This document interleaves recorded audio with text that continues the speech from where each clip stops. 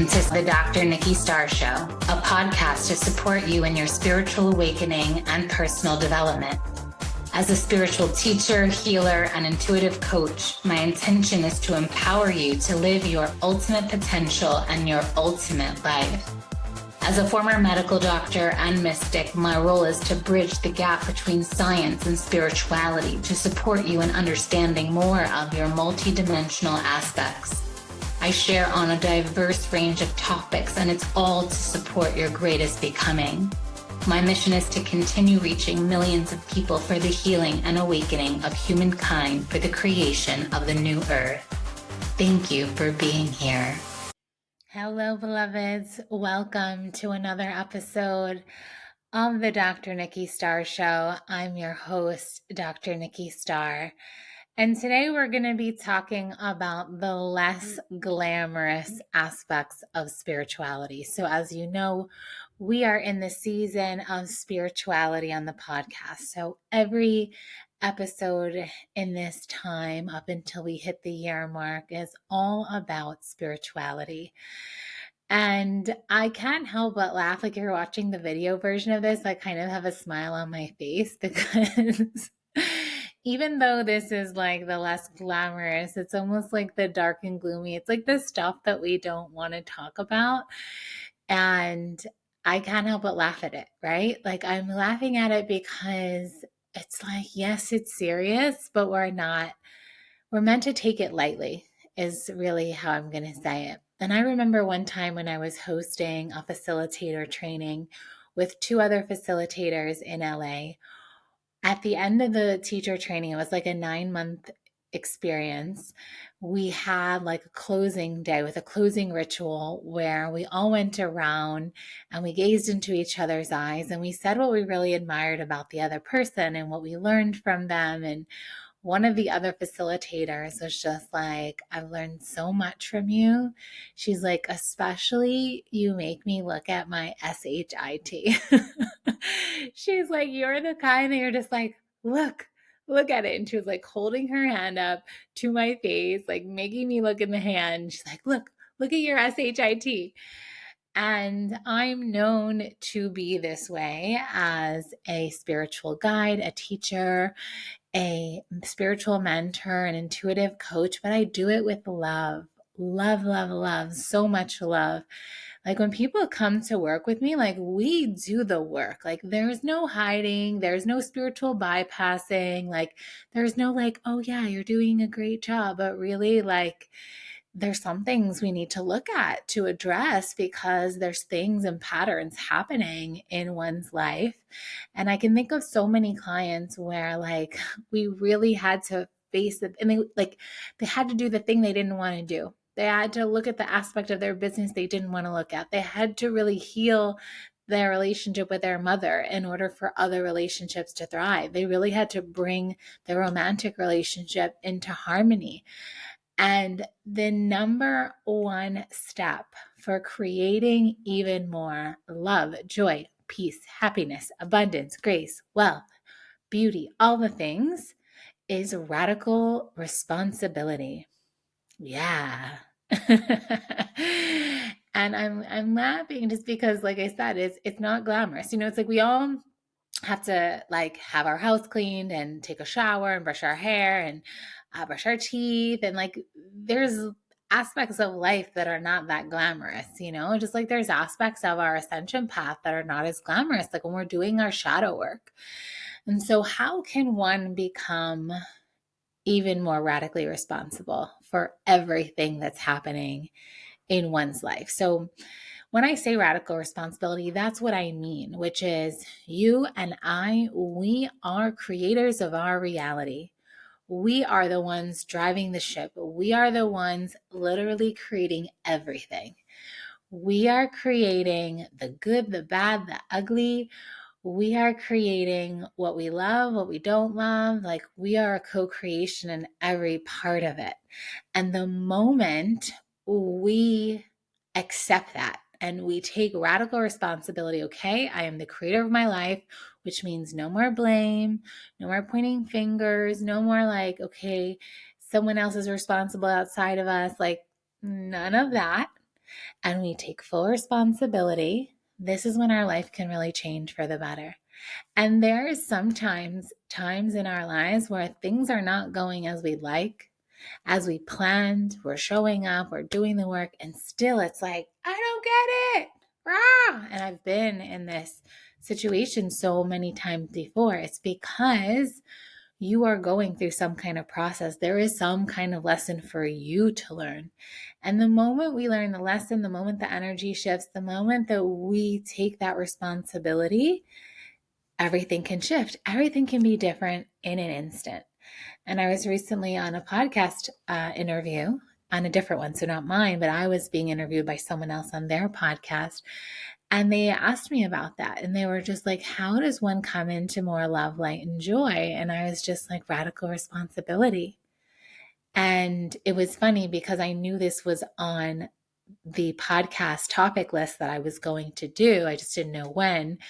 And then after being interviewed, I was like, okay, that's the next one I'm going to film, because it is the fast track to ascension. The sooner we take responsibility for things, the sooner we can change them. Because if we're creating everything, that means we can do something different to create a different result.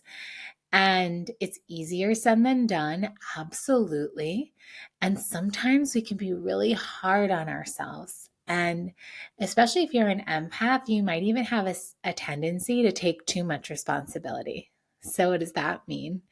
Too much responsibility is where, when there is a co-creation, a dynamic between you and another, or you in a situation, you tend to take more of the quote unquote blame. You tend to put more of what went wrong into your hands. But it's also important to remember that even though you're taking radical responsibility and it is a co-creation, so you are a part of creating it, it's also important that you hold space for others to take responsibility as well for their part. But now don't hold your breath, and it's not like, oh, they better take accountability for their actions. It's none of that, but it's also just a reminder to not be so hard on yourself and to really practice self-compassion in your simultaneous action of taking radical responsibility. And so sometimes what having radical self-compassion for yourself can look like is when things are not going the way you like and you're feeling really challenged and you're feeling emotionally unwell, it's to take that pause and to just do whatever would make you feel good. Maybe you eat some comfort food, maybe you do a meditation, maybe you have a good cry, maybe you take a nap, maybe you take a bath, you go walk in nature. It's like, be gentle with yourself through your process of transformational work. Because some of the ways that you're going to take radical responsibility is you're going to do the shadow work.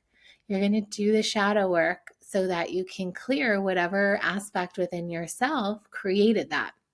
And same with healing work.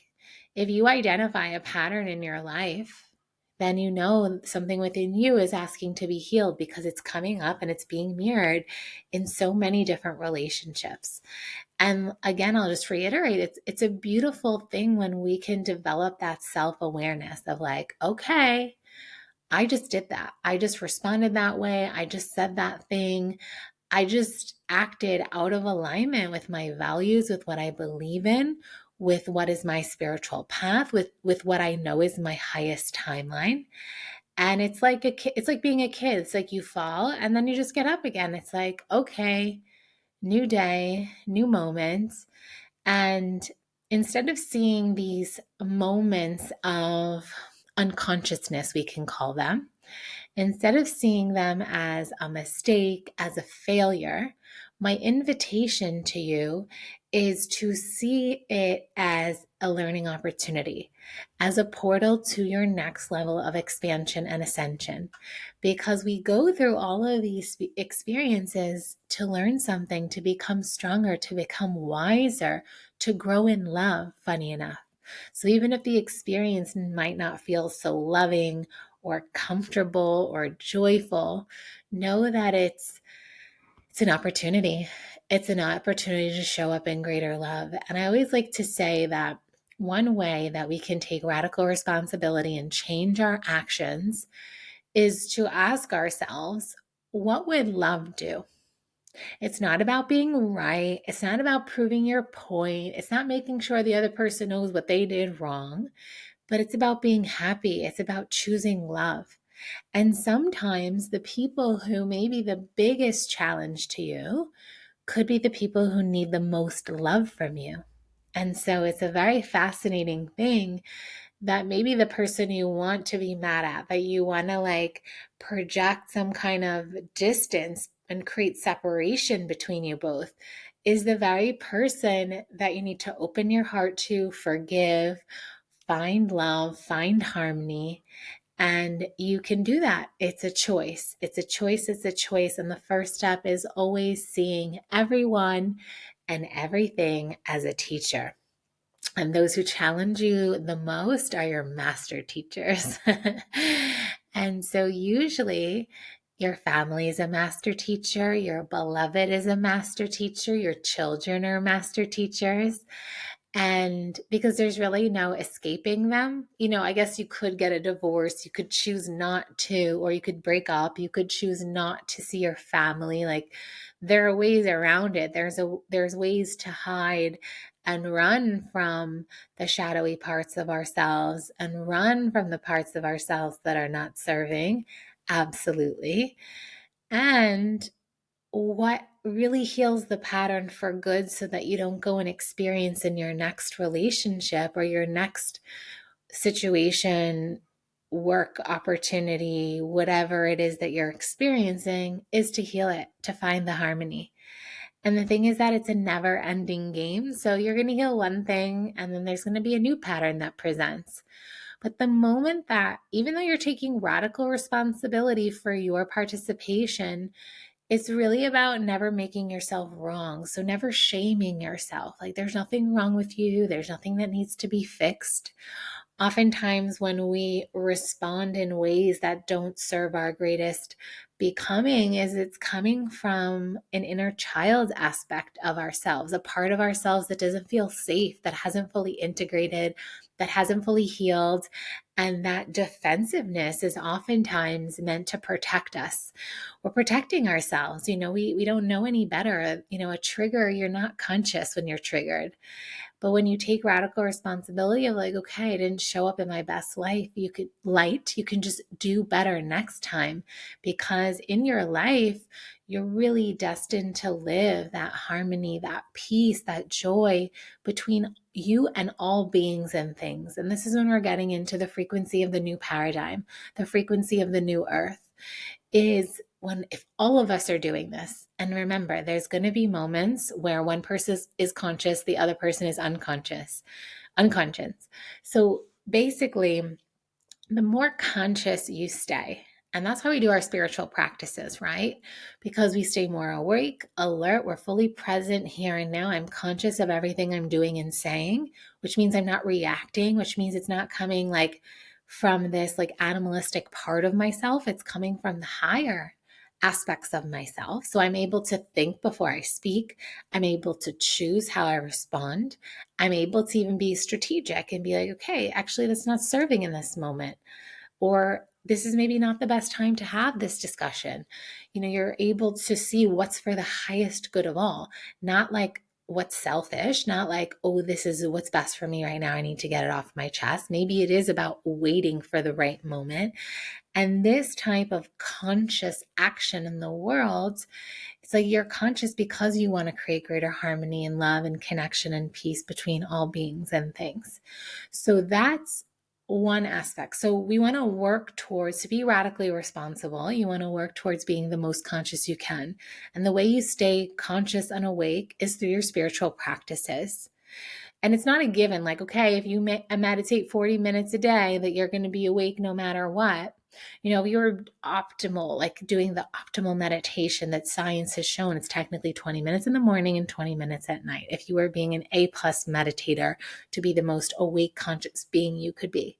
But if you sat there in meditation the whole time, like analyzing, thinking about your to-do list, and you were everywhere but focusing your mind on your breath or whatever your focus is, because that's essentially what meditation is, a one point of focus, so that you can train your mind to be conscious, then it's not really a practice that's making you conscious, right? So any of our spiritual practices, whether it's breath work, I really love breath work because it also helps to clear out aspects of ourselves that are creating triggers. If you do mantra practice, for example, that's a way to keep yourself more conscious, right? Because you're counting, you're saying the mantra over and over, you have something to focus on.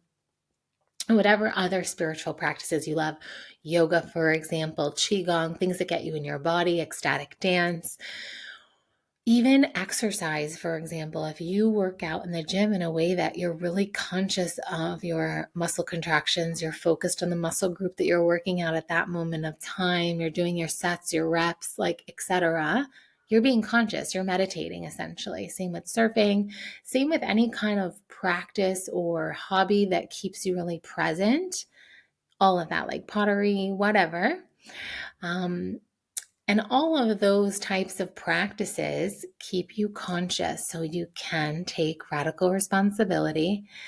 And like I said, I think part of being conscious and a spiritual person is how much love and compassion you can have in every moment. So if one person is conscious and the other person is unconscious, so what I mean by unconscious is they're triggered, they're acting from a space that's not love, they're acting from a space that's not harmony or peace, but you're conscious and aware of it. The master move, if you are into self-mastery and you're into radical responsibility and you're here as a co-creator of the new earth, you're going to hold loving space for that person. You're not going to engage in their trigger. You're not going to engage in their chaos and their fight. Instead, you're going to hold loving space. You may even choose not to engage with the energies. You may choose to just agree with what they're saying or just be like, okay, not try to fight back, not try to prove that you're right or your way is right or any of that. Because if one person is triggered, you can't even have a conscious conversation. You can't even really find a solution. You could, but it wouldn't be from love. It wouldn't be rooted in love. It wouldn't be what could serve the highest good. What serves the moment is for both people to come back to love. And the person who's the most conscious, which is usually the person who has the deepest breath, the person who's the most relaxed, is the one that can take the radical responsibility for the situation and bring the situation back to love through your energy, through your words, through what you choose to do, say, how you choose to guide the next moment. And sometimes it's doing nothing. Sometimes it's saying nothing. Sometimes it's just beaming love from your heart. And this is not easy. This is not easy at all, especially when our heart's involved, especially when it's someone near and dear to you. Because like I said, your master teachers being your family, your beloved, if they're triggered oftentimes and they speak to you in a certain way or a certain tone, it can just pull you right in, right? But as we're becoming spiritual masters through this work that we're doing, through these podcasts we listen to the courses we take, to the healings we go through, everything is to serve our greatest becoming. And your greatest becoming is love. Your greatest becoming is being a master creator, creating life as you desire to create it in a way that serves the highest good of all. And it's done in a way that's for the highest good of all. And so, what is it in your life right now? What's asking you to step up and take radical responsibility? And oftentimes, this could be an area of your life where you are being challenged or it's not going the way you want it to go. You know, maybe things are not happening in the way that you would like them to be. And instead of just like, usually if something's not going how we want or it's challenging us, we kind of want to like turn a blind eye and be like, I'm just not going to look over there for a little while. But where can you show up and just face it? It's like the sun, like show up fully, bring light to it, bring love to it, bring your consciousness to it, bring your heart to it, bring it to love. That's how we transmute it. So one of the greatest ways to take radical responsibility is to be a beacon of love and light, illuminating the shadows, the challenges, the challenging moments. And I'm having a reminder of Module 3 in Isis codes. And it's one of my offers where we work with the goddess Isis. And in Module 3, there's an aspect of taking radical responsibility because it's really about, it's connected to the Divine Mother frequency. And we all have a Divine Mother aspect within us, even if we're male. You know, well, I'm not male, but even if you're male, like even if we are. No, not male, I'm female. But within us, just like there's masculine and feminine within us. So there is the archetype of the divine mother or the divine father, but the divine mother and the divine father are different. The divine mother is very much a creatrix energy, like a creator energy, giving birth to life, sustaining life, and holding that frequency. So when you are taking radical responsibility for your life, you're being asked to step up as the divine mother of your own life, which means having that gentle love and compassion, embracing yourself through challenging moments and being there, not running away, but like facing it. And sometimes it's just facing it with that divine loving presence, that unconditional love. And unconditional love is like, I'm here no matter what, I'm not going anywhere. You could like show up in your ugliest way. Don't worry, I'm here. And you want to be that for yourself. You don't like, so it's like, do not abandon yourself. Do not abandon ship. Show up to the fullness of life. That is living radically responsibly. And it's not always easy, but it's one of the things that I'm calling you forth. I'm calling you forward to take greater radical responsibility for things that are not going as you'd like in your life, to show up with love, to show up in higher consciousness, and that you can choose to shift anything that's happening, anything you're creating in your life right now. And what we're going to do in the bonus content is I'm going to guide you through a self-compassion meditation to support you during challenging times. Because as you're taking radical responsibility, it can be painful sometimes because you're looking at the places where you're like, okay, I know I can do better. Is this the best I've got? Because that's a big part of radical responsibility. Ask yourself, like, is this the best I got? Am I doing everything I can do? Maybe it's about not doing. Am I showing up the way that I know my highest self is meant to show up? And ask yourself that and be radically honest with yourself. And I know that you're a spiritual warrior doing this work. And in module 1 of ISIS codes, we talk about them. And this is the offer that I'm filming right now that you can get in on right now. And I just love ISIS code so much because it really is calling us to radical responsibility, to show up as the fullness of ourselves, to show up as the truth of who we are, to really create life the way we know it's meant to be the co-creators of the new earth.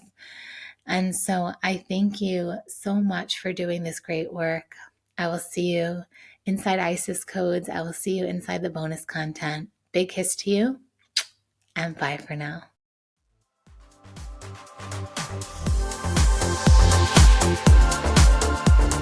Thank you for tuning in to another episode of the Dr. Nikki Starr Show. Please like this podcast and share it with anyone you feel would benefit. Subscribe to the podcast to receive bonus content, and remember, every Monday the video version goes live on my YouTube channel. Thank you so much for being on the ascension path with me and for doing this great work.